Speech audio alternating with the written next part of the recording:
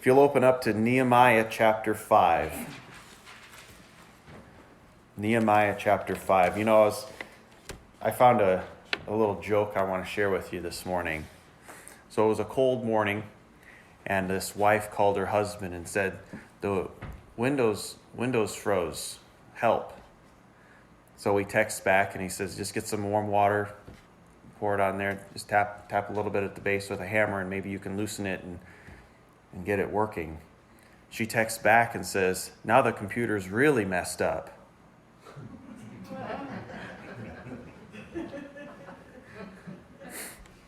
She wasn't talking about window panes.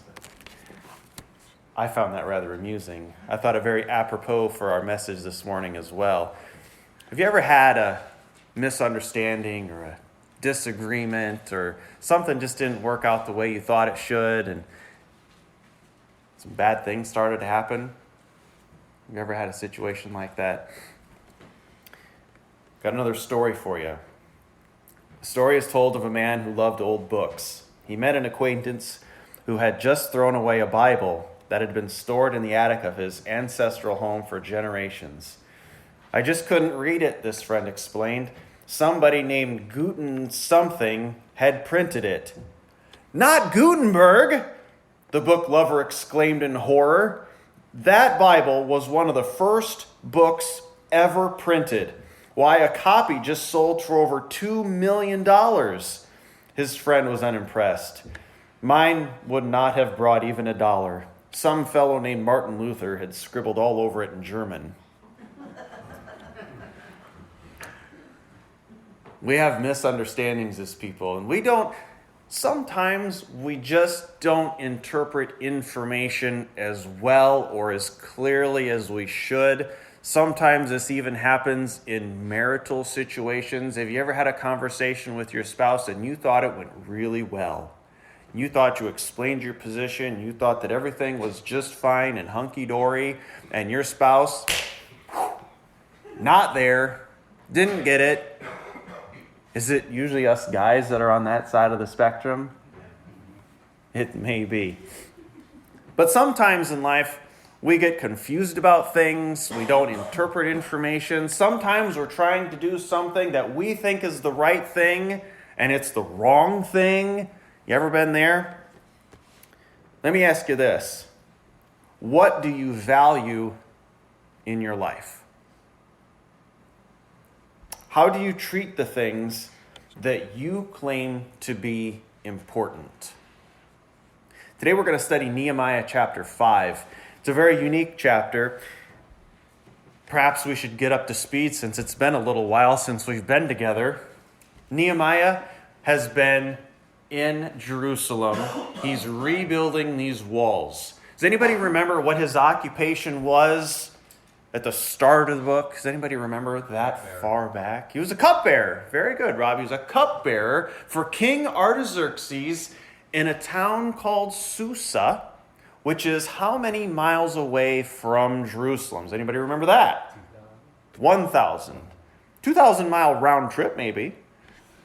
1,000 miles away. Remember, there's no planes, there's no trains, there's no automobiles. That was a long trek, either on foot or on the back of some animal, to go 1,000 miles. Nehemiah had it made as the cupbearer in the court of King Artaxerxes, in the most powerful nation on the planet at that time. He could have said, you know what, those walls are broken down. Why don't you go fix them? I got it made in the shade here. I got it set. I'm done. I can just retire with this. Why don't you go fix it? And sometimes that's how we act with things. We think that, oh, my neighbor down the street needs a nice warm meal. Why don't you go bring him one? I got a better deal. Why don't you go bring him one, you know? Maybe I should go bring him one. But Nehemiah had the mindset that he was going to go. He was going to leave everything behind, his prestige, his position, his power. He was leaving it all behind. He was going to go to Jerusalem and he was going to go rebuild these walls. He felt this call of God to go rebuild the walls. So he gets there and there's opposition, there's struggles, and we saw some of these struggles last week as we studied together. There was all kinds of problems that they had with Sanballat. They had problems. And sometimes, as we try to serve the Lord, there's going to be people from outside who are going to mock you, make fun of you, ridicule you, try to tear you down, try to say that what you're doing is not important, what you're doing isn't valuable, God doesn't appreciate it anyway, and on they can go. And sometimes it's real easy for us to kind of dismiss those people. They don't know what they're talking about. They don't understand. It's not for them to know. They're not of our family anyway. Phooey on them. They just need to go away. They need to mind their own business. It's a whole nother thing if when we're trying to serve the Lord, that somebody in these four walls points out to somebody else in these four walls that what you're doing is a great big waste of time. Would you agree that that takes on a whole other dimension of problem and hysteria?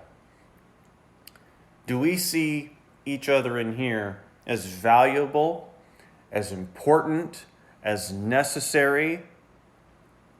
Or do sometimes we nitpick and fight and have troubles and have all kinds of situations that don't make any sense? Sometimes that happens. Maybe even in your own familial relationships. Maybe you have somebody in your family that just always causes problems. Maybe you have somebody in your family that you haven't talked to in years. Maybe there's issues and struggles that you're having somehow, in some way. Today we're going to think about familial issues. Today as we read Nehemiah chapter 5, Nehemiah is continuing on with building this wall. He's faced the opposition from without, these other people, the non-Jews that don't want him to build the wall. Now he's going to be dealing with oppression from within. How is he going to handle this? Today as we study Nehemiah chapter 5, God wants you to take care of your family.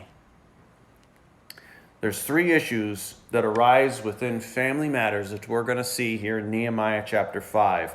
Verses 1 through 5, the situation that Nehemiah perceives. There's a situation that Nehemiah is going to come across here.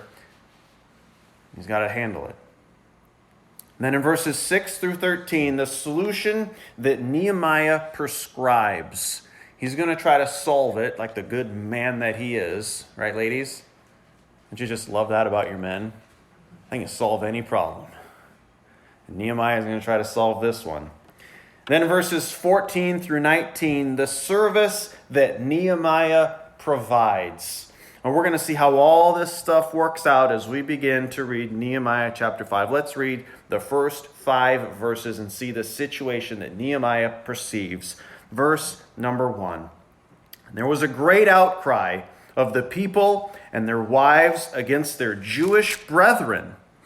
For there were those who said, "We, our sons and our daughters are many, therefore let us get grain, that we may eat and live." There were also some who said, "We have mortgaged our lands and vineyards and houses that we might buy grain because of the famine." There were also those who said, "We have borrowed money from the king's tax on our lands and vineyards, yet now our flesh is as the flesh of our brethren, our children as their children. Indeed, we are forcing our sons and our daughters to be slaves, and some of our daughters have been brought into slavery. It is not in our power to redeem them, for other men have our lands and vineyards." So what is the situation that Nehemiah perceives here in these first 5 verses? The context, of course, as we've talked about many times now, Nehemiah is building this wall. Everybody's on the wall. Whether you have a sword in one hand and a brick in the other hand, maybe you've got a horn that you're ready to sound. If you see Sanballat coming from somewhere or somebody else going to come and try to attack on the wall, you can blow the horn and everybody can help. This wall is going up in spite of all the problems that are coming in from outside. But wouldn't you know it? There's problems within the people themselves. Wow, get out of here. The people are having problems within themselves? No way. I know it's hard to believe, but yes, they're having problems within their own ranks. What are some of those problems? Verse 2. We, our sons and our daughters, are many. Therefore, let us get grain that we may eat and live. They're starting to complain that the work is so hard, we can't even eat. Nehemiah, you got to let up on us, dude. We're hungry. You know how hard it is to make a living so that you can, buy food, when the whole time all you can do is build a wall? How would you like to try to feed your family at your job that you can't go to because you got to do something else all day long? So these guys, they're starting to cry and complain that we can't even eat, Nehemiah. We need to eat. Then there were also some who said, we've mortgaged our lands and vineyards and houses that we might buy grain because of the famine. There are some people that are eating, and you know how they're eating? They mortgaged their land. They mortgaged their houses, their vineyards, their businesses.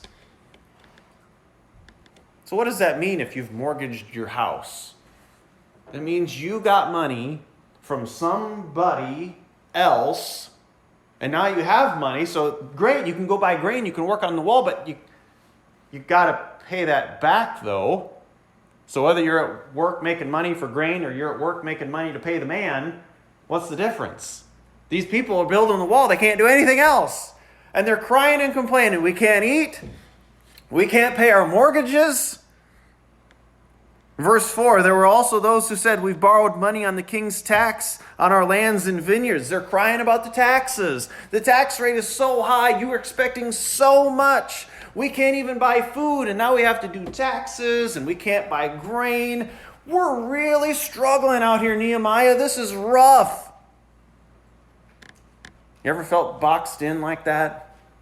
The world is just getting smaller and smaller. You can't do this, and you can't do that, and you can't go there, and you can't have this, and you can't have that.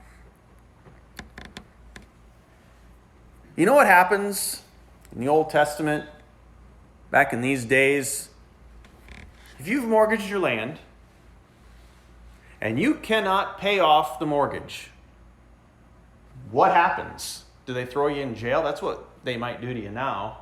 Some sort of loan fraud or something like that. You go to jail. They didn't do that back in these days. You know what they would do?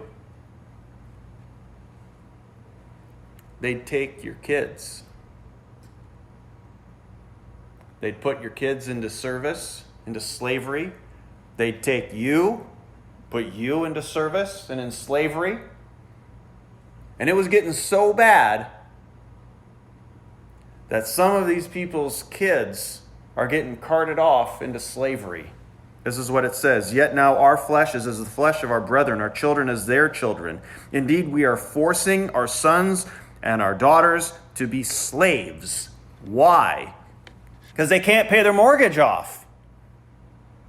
They can't pay it off, so their sons and their daughters are going out into slavery. This is a problem. This is not good, guys. Sometimes when somebody brings you a problem, it's not that big of a deal. Sometimes when somebody brings you a problem, that's a big deal, and we need to address this one.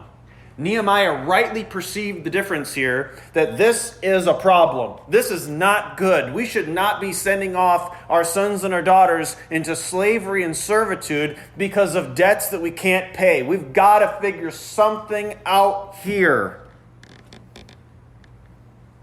Like the good man that he is, he's going to come up with a solution. He's going to get to the bottom of this. Don't you just want to wring the necks of those mortgage lenders, don't you? These guys are trying to build a wall. Can't you be generous with them? Can't you be nice? Let them have a month here. Let them have a month there. Can't you just be, can't you just relax? You ever had a car payment? You're like, I'd have had the money. If you just wouldn't have made me pay it on the 6th, I'd have had it for you on the 10th, Just relax. Just work with me a little bit here. You ever felt like that? Sometimes we have. Life's not always easy peasy.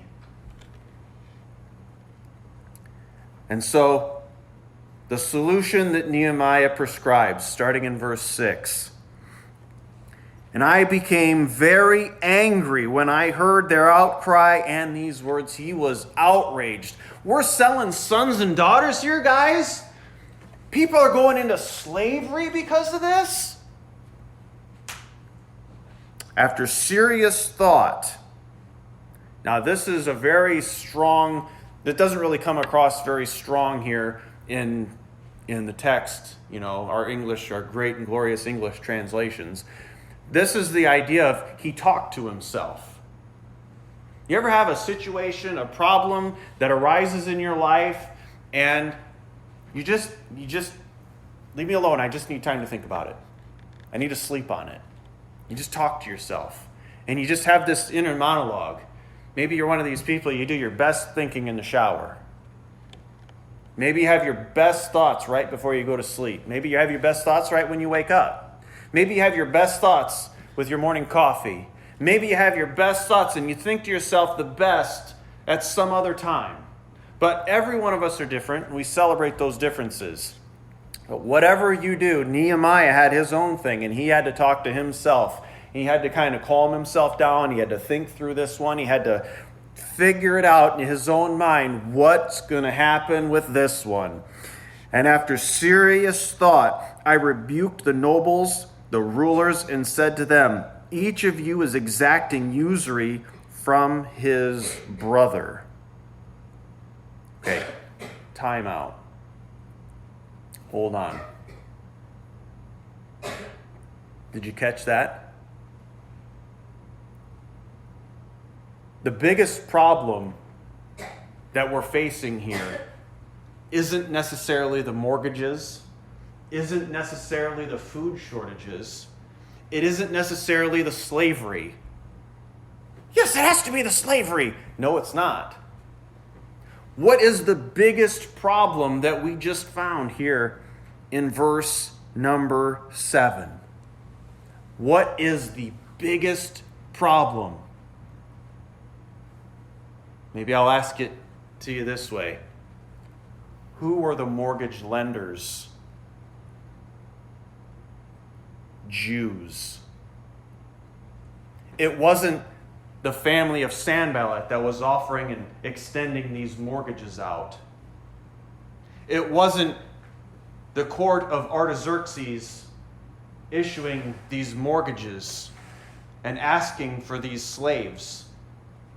Who was it that was issuing these mortgages at these high rates that they shouldn't have been charging? Who was it that was demanding slavery service? It was the Jews themselves. Does that hit you like right about this area right here in the chest? Like that should hit you like a ton of bricks. You could kind of see if King Artaxerxes was a real bully about this and was really kind of a bad dude. The Jews were doing it to themselves. It was one Jew in one house down on that side of the wall who was a wealthy guy. Whatever. Great. I'm happy for you. Whatever. And on the other side of the wall was somebody that was really struggling. And that wealthy one on this end of the wall would loan out as a mortgage to the other guy X number of dollars so that he could buy food and whatever. And then when that guy couldn't pay it back, the first guy on this side of the wall, he wanted that guy's daughter. Hello, what is going on here? That's not okay. This isn't how we treat each other. How do you think that we should treat each other in here? Do you think that's okay? That's not okay. That's not how we do this. This isn't even okay if somebody else did it to us. Now you're doing it to yourself. What's wrong with you guys? I can't believe this. But that's what they were doing. Good night. What is wrong with these guys? I became very angry when I heard their outcry in these words, and after serious thought I rebuked the nobles and the rulers and said to them, each of you is exacting usury from his brother. So I called a great assembly against them. And when he figured out what was going on, that other Jews were treating other Jews like this, guys, And before you know what, sometimes when you see something that absolutely outrages you, let me ask you this. Is that kind of emotion, is that kind of anger bad? It can be, but it can also be exceptionally helpful. Sometimes you need to have that kind of passion burning inside of you to affect change. Sometimes the only people that can really affect any change are the ones that have that kind of burning passion. One of the people that I think of most when I think about people that effect change as a result of something that happened to them is John Walsh. Anybody ever heard of John Walsh? If you watch enough crime shows, you've heard of John Walsh. Over 1,400 people he's helped to capture as a result of different, criminal activities. Why is he so effective? I've caught zero? What, am I just awful at this? Or what's the difference between me and John Walsh? John Walsh is the father of an abducted and murdered child. You think that's got anything to do with the fact that he's helped apprehend 1,400 people? Sometimes that anger, that outrage, that passion can really help to nail whatever it is you want to do in life now. And don't let it go. When you get smacked like that, don't let it go. Use it. Don't abuse it. Use it.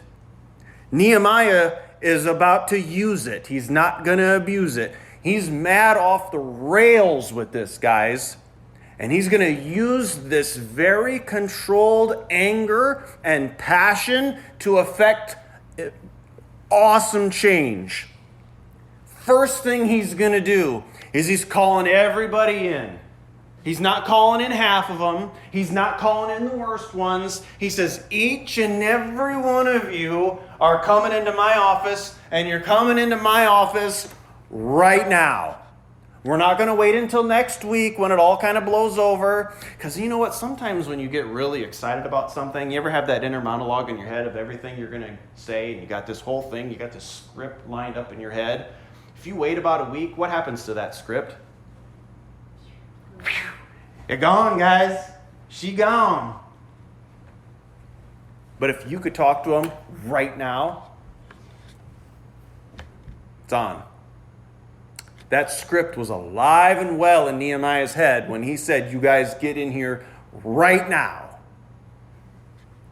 So I called a great assembly against them, and I said to them, according to our ability, we have redeemed our Jewish brethren who were sold to the nations. Now indeed, will you even sell your brethren? Or should they be sold to us? Then they were silenced and found nothing to say. What did he tell them? He said, guys, what happened to us as people not that long ago? Every one of us was taken captive in Babylon about 140, 150 years ago. This nation was gone. Nebuchadnezzar came in, destroyed the city. You can read about it in Lamentations and Jeremiah. Daniel's the aftermath of that. Ezekiel's the aftermath of that. Guys, this was not good. Our brethren were sold into slavery. We were tossed into the nations. 150 years before that, in 722, the Assyrians came in and got the 10 northern tribes, and they're really into the wind. We've had problems as a people, guys. God has finally brought us back together. We're finally back into the land. There was about 50,000 exiles that came back into the land, and they're ready to go. God brought them back, and the second that you guys come back, you're charging each other usury and taking each other as slaves. What's wrong with you guys? Is this how we treat each other? Honestly, is this how we're going to treat each other?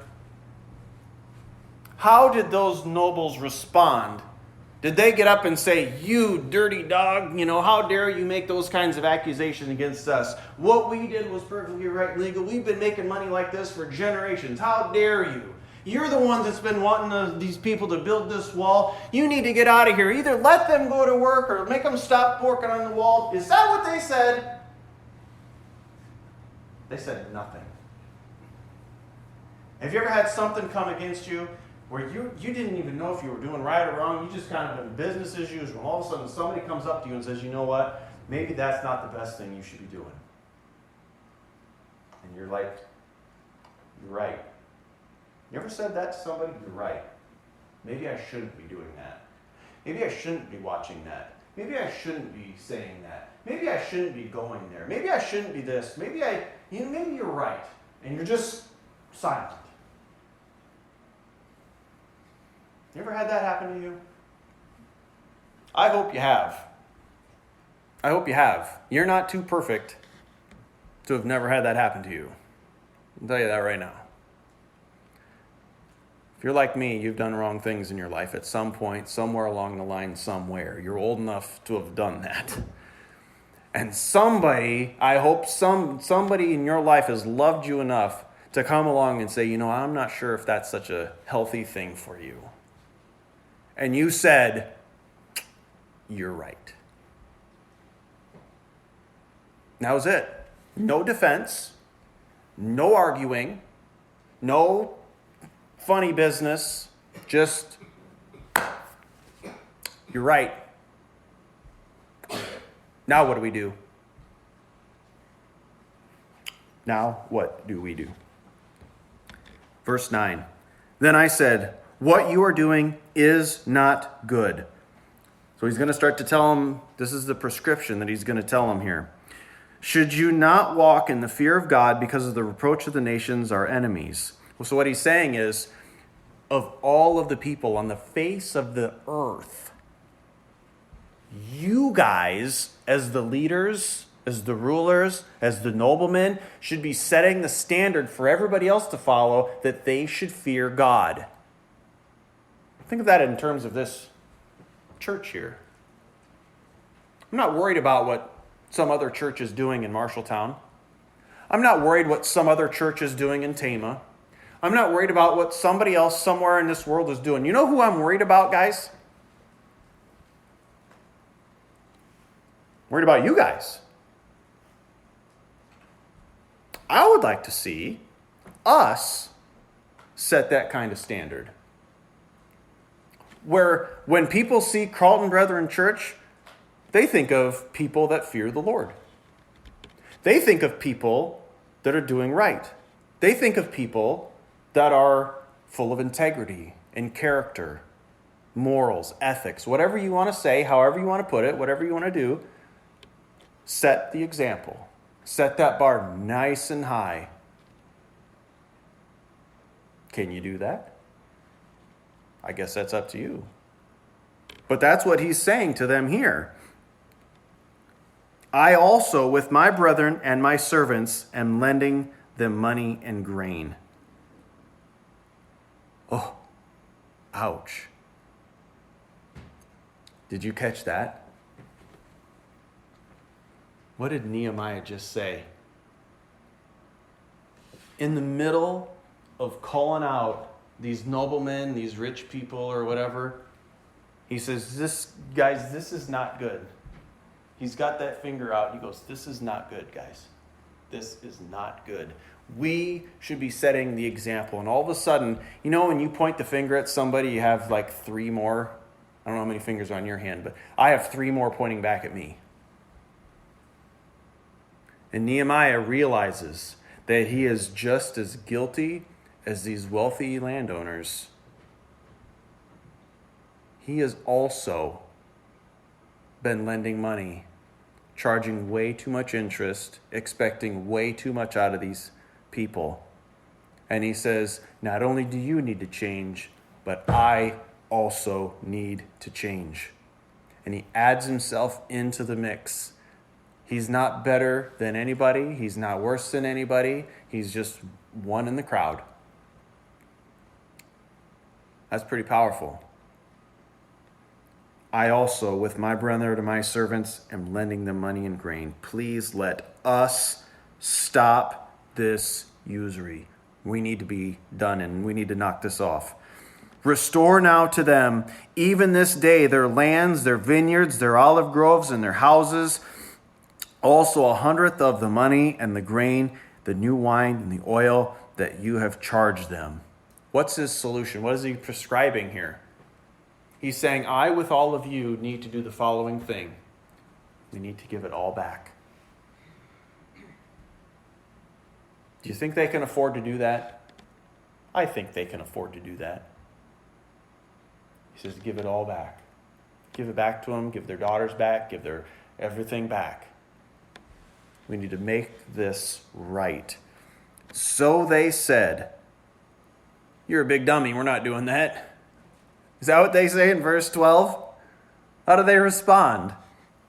So they said, we will restore it and will require nothing from them. We will do as you say. Then I called the priests and required an oath from them that they would do according to this promise. How many of you, when you're out and about in your day and you find somebody that you know, maybe they're a believer, and they say, oh, it's so good to see you, Pam. Can I pick on you, Pam? Mm-hmm. Perfect, okay. Oh, Pam, it's so good to see you. Hey, how have you been? Oh, good. You know, how's Gemini doing? Oh, you know, I just would really appreciate it if you pray for him. And this person says, oh, yeah, I'll pray for him. What do you think the chances are that person's praying for Gemini? How many times have you asked somebody to pray for you and they never did? How many times has somebody asked you to pray for them and you never did? Be honest. Come on now. Sometimes you forget all about what you just said you were going to do. That happens at work. You know, don't forget to order ice, Josh. Okay. 3 trucks later, I still haven't ordered ice. Yeah, that's me. Sometimes we forget what we say we're going to do. It happens. We're human. And Nehemiah knows this. So guess what Nehemiah does?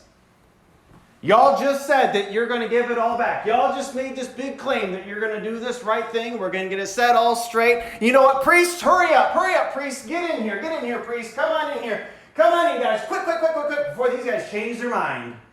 We're going to settle this with an oath. We're going to shore this thing up right now. You're going to agree to pay them all back and give them back their houses and whatever. Priests, get in here. Witness.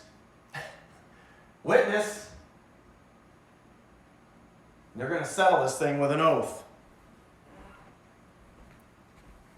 Then I shook out the fold of my garment, verse 13, and said, so may God shake out each man from his house and from his property who does not perform this promise. Even thus may he be shaken out and emptied. What does that mean? Well, back in the day, you know, they would have these big cloak, tunic things on, and there was a lot of fabric in there. And it's kind of secret, so don't tell anybody. But within the folds of that fabric, they would sew in a little pocket. And you know what they put in that little pocket? Their money. And then as I walk past you, I don't know where that little pocket is in your cloak. And it could be anywhere. That's a lot of fabric. That's a lot going on there. So you know what they would do? If I really wanted to rob you, you know what I'd have to do? I'd have to take your cloak and I'd have to shake it to see if I could figure out. Sometimes we did this with little kids in school. We take them by their ankles and upside down, right? Get their money out of their pockets, you know? Maybe you've done that. Maybe that happened to you. I don't know. But anyway, what Nehemiah is saying is that if you break this oath, if you're going to go back on your word, God's going to take you by the ankles and he's going to shake you out. Do you want that to happen to you, or are you going to give back the stuff? You just confirmed by an oath with the priests that you're going to do something. Now you need to do it. And all the assembly said, No way, Jose. No, what did all the assembly say? Amen. Let it be. That's the truth. And praise the Lord. And the people did according to this promise. So we've seen the situation that Nehemiah perceives and the solution that Nehemiah prescribes. Another service that Nehemiah provides. Verses 14 through 19. Moreover, so he becomes a little retrospective here. Moreover, from the time that I was appointed to be their governor in the land of Judah, from the 20th year until the 32nd year of King Artaxerxes, 12 years, neither I nor my brothers ate the governor's provisions. What does that mean? Have you ever had something that happened to you that shook you so to the core that you changed radically? Did you know that as governor, Nehemiah was entitled to receive compensation? Now, that's probably not the most mind-blowing thing you heard all morning. But it's true. He would receive compensation as governor. We still pay governors and presidents and stuff. We still pay these people. Nehemiah was so shook to the core that his pendulum swung the whole other way, and it stayed there for years. He never wanted to be accused of taking money, accepting money, using money in a wrong way, or doing something inappropriate. So he said, you know what? Even though I am entitled to receive compensation for this work, I didn't take it. He wanted to be held so harmless in the middle of all of this stuff. He's like, you know what? For 12 years, I didn't take a dime. But the former governors who were before me laid burdens on the people and took from them bread and wine, besides 40 shekels of silver. Yes, even their servants bore rule over the people. But I did not do so. He could have expected them to do things. He could have expected them to work. He could have expected them to serve him as the governor. He could have expected to receive financial compensation as a result of this work. How much of that did he do? Zippity-doo-dah, zip. Why? Because of the fear of God. He's more interested in that than he is money. Indeed, I also continued the work on this wall, and we did not buy any land. All my servants were gathered there for the work, and at my table were 150 Jews and rulers, besides those who came to us from the nations around us. It was not easy being the governor. He had 150 people at his table, besides all the other foreign dignitaries that he was expected to sit with and dine with. And he did not take any financial provision. He did not take any food. He did not expect any service from the people. Can you imagine if today you have a Super Bowl party and 150 people show up? Now, some of you might say, that's awesome. I wouldn't go that far. But can you imagine trying to serve 150 people without any extra compensation or help or food or money day after day? And why would he do that? What happened to him struck him and hit him so hard that he was changed as a person. He was so taken by what has been going on, what he did personally. It goes beyond what everybody else was doing. What everybody else was doing was wrong, but you know what? He was just as guilty as anybody else in that room, and he was just as required to take that oath with the priests as everybody else was. And I'm not so sure that he was as shook up because of what everybody else did. He was shook up because of what he did. Are you as cognizantly aware of what you're doing as Nehemiah? I hope we all are. Now that which was prepared daily was 1 ox and 6 choice sheep, and fowl were prepared for me, and once every 10 days an abundance of all kinds of wine. Yet in spite of this, I did not demand the governor's provision, because the bondage was heavy on this people. He did not want to burden them any further. He was so set on getting this wall built, he didn't take any provisions from people. He was so set on them returning to a former glory that they had. He didn't expect the people to do anything more. He didn't take any of the financial stuff. The service that Nehemiah provided was above and beyond what anybody would have or could have asked of him. And he did it because of what he experienced in those first 13 verses. And he concludes by saying this: "Remember me, my God, for good, according to all that I have done for this people." He loved those people, and he knew that he'd wronged them, and he was willing to do whatever he needed to do to make it right, not just with them, but also with God. How well do you take care of your family? Let's pray.